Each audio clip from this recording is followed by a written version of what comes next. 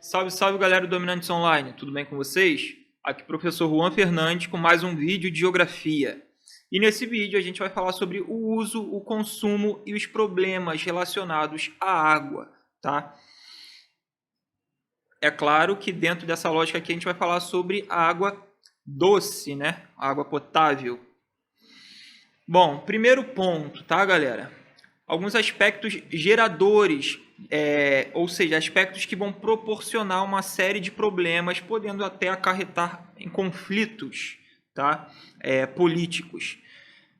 Vamos lá. Mudanças climáticas é um fator importantíssimo no que diz respeito às condições de água no nosso planeta, tá?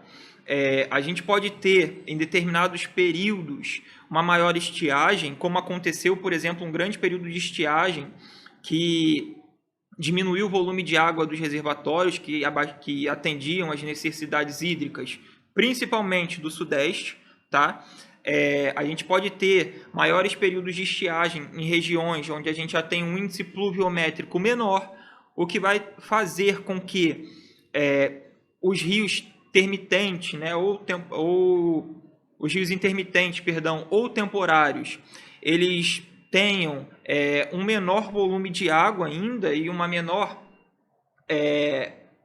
exposição, né, sobre a superfície, um menor curso de água em relação ao tempo, perfeito? A gente tem a distribuição desigual dos recursos, é claro, a gente não pode esquecer disso, tá? A distribuição desigual desse recurso, ela vai ter uma série de impactos. Então a gente tem países que apresentam escassez de recursos hídricos no que diz respeito à água potável, à água própria para o consumo. Então a gente vai ter alguns países com abundância, como o caso do Brasil, mas alguns países com escassez, né? Como o caso muito comum de países do Oriente Médio, uma região na Ásia de clima semiárido, desértico, que vai ter um volume hídrico muito pequeno. E isso, né, vai acabar desencadeando uma série de conflitos. Perfeito? A gente vai ter a utilização desigual, também é um problema muito sério relacionado a isso. Por quê? Porque a gente pode ter alguns países que apresentam uma distribuição desigual desse recurso, que vão apresentar uma escassez, né, desse recurso, mas que vão conseguir, por conta de capacidade financeira, importar um volume muito grande, tá? E a gente pode ter países com abundância desse recurso, onde a gente vai ter uma porção da população sem acesso. Por exemplo, Brasil, né? A gente tem abundância de recursos hídricos, mas a gente tem uma parte da população que sofre com esse problema, né? No Nordeste, principalmente no semiárido nordestino. E a gente tem países onde esse recurso ele não se faz tão presente, mas a gente não tem uma grande quantidade de pessoas passando por esse problema. Por quê? Porque o governo investe em alternativas. E qual seria essa alternativa, professor? Bom, criação, né, de poços para extração de águas subterrâneas ou importação de água potável, beleza? O aumento populacional também é fundamental. Por quê? Porque o aumento populacional ele vai possibilitar um aumento do consumo, não só do consumo direto de água, mas também do consumo indireto de água, que seria basicamente aquela água que é utilizada dentro dos sistemas produtivos. Então, a produção de tecidos, a produção de bebidas, a produção de alimentos, tá? Tudo isso demanda um consumo de água. E a urbanização acentuada. Por que a urbanização acentuada vai impactar? A urbanização acentuada está diretamente ligada a esse aumento populacional. Só que ela vai atingir, né, de uma outra forma esses recursos hídricos. Por quê? Porque se a gente tem uma urbanização, um processo de urbanização acentuado, a gente tem um adensamento populacional, que ele vai acontecer de maneira muito explosiva, tá? Isso vai dificultar o planejamento, né, daquelas cidades, daquele crescimento, do crescimento daquele espaço. E essa falta de planejamento, ela vai automaticamente impactar numa ocupação desordenada. Pois bem, se eu tenho uma ocupação desordenada, dificilmente eu vou ter uma rede de esgoto que vai possibilitar um tratamento. Vai ser uma rede de esgoto, né, que vai se dirigir, né, para rios, ou que vai ser despejada no lençol freático, beleza? Produção de lixo também, que vai contaminar o lençol freático e que vai contaminar também o curso dos rios, perfeito? Então, essa urbanização ela também vai acabar gerando problemas.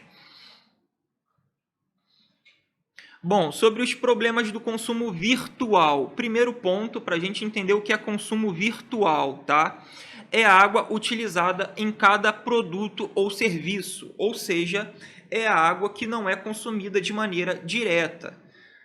Toda a atividade econômica, ela necessita, né, de uma aplicação de recursos hídricos, beleza? Então, eu estou falando aqui de agricultura, né? Eu estou falando de indústria, eu estou falando até de serviços mesmo, tá? Então, a gente vai ter um consumo de água ali. O que você produz, o que você consome, né? Mesmo que de maneira indireta, vai estar relacionado com o seu consumo de água. E todo esse consumo, né, de água virtual, ele se intensifica junto ao processo de industrialização.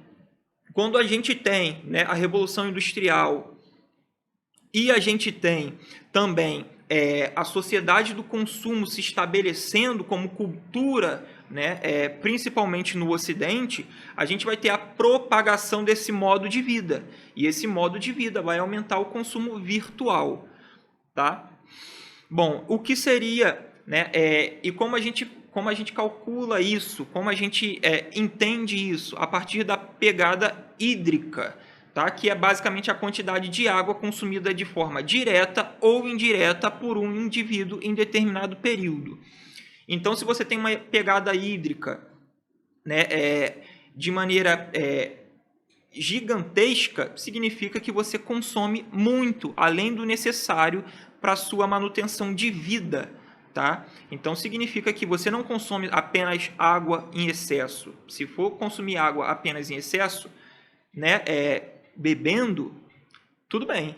Mas consumir água de maneira indireta, através de roupas, calçados, refrigerantes, qualquer outro tipo de produção, também é um processo muito grave para a natureza.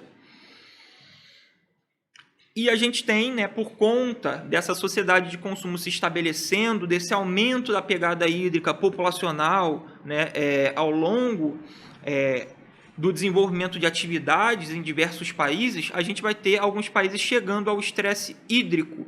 E o que seria isso? É quando o consumo médio por habitante ele vai superar a oferta e a capacidade de distribuição de água. Como assim, professor? Bom, se eu necessito, né, de uma média de consumo de água por dia e o meu país não tem essa capacidade de me fornecer essa água, esse país passa por um que a gente chama de estresse hídrico, beleza? O estresse hídrico, tá? Ele acontece em países que têm uma pequena quantidade de recursos hídricos, ou seja, são países que não apresentam uma grande quantidade de bacias hidrográficas, são países que apresentam condições climáticas adversas, né, envolvendo a pluviosidade, mas também são países que têm um acelerado processo de urbanização sem planejamento, sem políticas públicas adequadas e que a gente vai ter uma grande quantidade de poluição.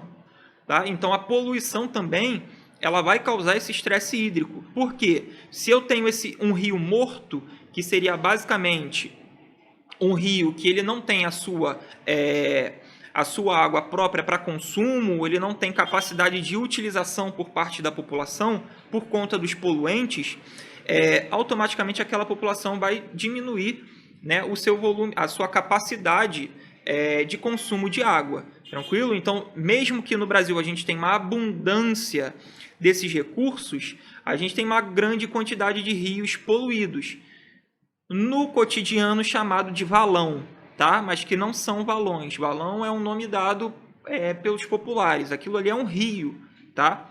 Poluído, mas um rio. a gente tem aqui, ó, a água que você não vê. Então, a gente tem os litros de água que são utilizados, tá, para a produção de alguns itens que são necessários no nosso cotidiano. Então, a gente tem aqui, ó, 1 quilo de carne de frango, ele vai consumir 3.700 litros de água. Tá? A carne de boi, 1 quilo, tá, vai consumir 17.000 litros e 100.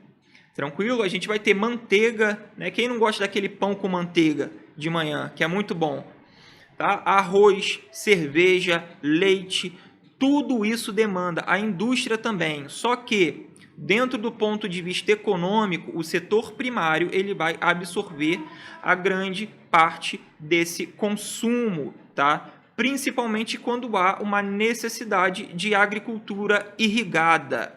Então, se a gente for olhar aqui o nosso país, a gente tem uma grande quantidade de consumo ligado à agricultura, né? Principalmente de forma irrigada, beleza?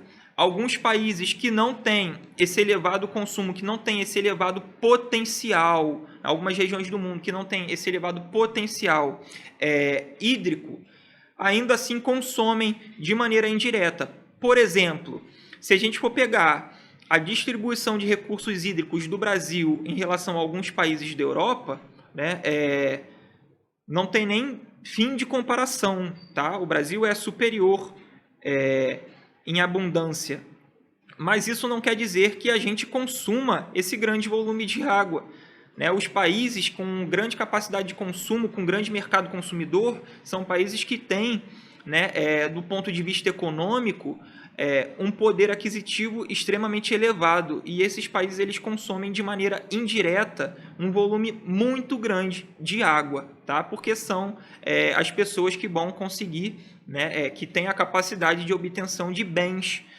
de maneira mais fácil. Aqui a gente tem, né, o gasto médio de água por dia. A gente vai ter o consumo ideal, de acordo com a OMS, é de 50 litros, tá? No Canadá, a gente vai ter 600 litros consumidos diariamente, perfeito? Um estadunidense, a gente vai ter 350 litros. No Brasil, 187 litros. Bom, por que que a gente vai ter nos Estados Unidos, no Brasil, esse grande volume?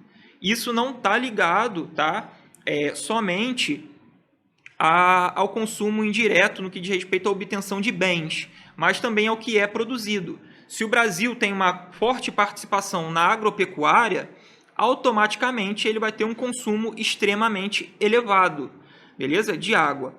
Se o estadunidense ele tem uma grande participação agropecuária na sua economia, ele também vai ter um forte consumo elevado. O contraponto disso é que o consumismo dentro desses mercados também é muito grande, perfeito? Então, a gente vai ter, né, essa elevação da média gasta por pessoas. Tranquilo? E aí é com tudo, tá? E aí a gente pega o contraponto disso, a região subsaariana do continente africano, onde a gente vai ter a população mais pobre, tá? Uma população com dificuldade de acesso à água, porque as áreas abundantes em recursos, na maioria dos casos, vão estar em propriedades de multinacionais ou de latifundiários, perfeito? E aí a gente tem essas contradições dentro do continente africano. Perfeito, galera? Então, muito atento à questão hídrica no mundo, tá? Para os concursos de vocês, porque é uma questão bastante debatida, beleza, galera? Aos conflitos gerados por conta disso, né? A gente vai ter uma série de conflitos sendo estabelecidos por conta de controles de nascentes. A gente vai ter a questão envolvendo a Índia, o Paquistão, tá? A gente vai ter o Oriente Médio com o Rio Jordão, a gente vai ter o Egito, a gente vai ter o caso da hidrelétrica de Itaipu, onde a gente vai ter a represa de Itaipu diminuindo o volume de água que vai chegar até a Argentina, tá? Então, tudo isso envolve uma série de problemas geopolíticos e muito cuidado com essas questões. É isso, galera. Até a próxima. Tchau, tchau.